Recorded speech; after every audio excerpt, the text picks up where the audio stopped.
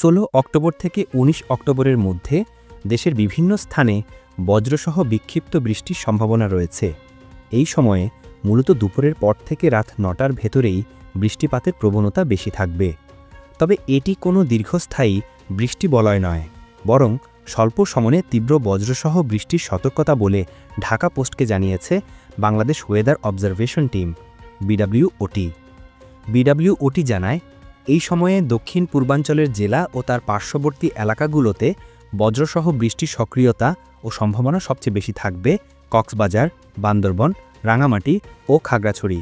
সেই সঙ্গে মাঝারি বজ্রসহ বৃষ্টির মাঝারি সম্ভাবনা রয়েছে চট্টগ্রাম, কুমিল্লা, নোয়াখালী, ফেনী, ভোলা, পটুয়াখালী ও ব্রাহ্মণবাড়িয়া জেলায়।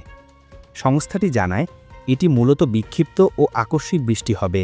এর অর্থ হল বৃষ্টিপাত হবে স্বল্প এলাকা জুড়ে, তবে বজ্রসহ জোরে নামতে পারে এবং স্থায়িত্ব কম হবে। এর ফলে জেলার সব এলাকায় বৃষ্টি নাও হতে পারে।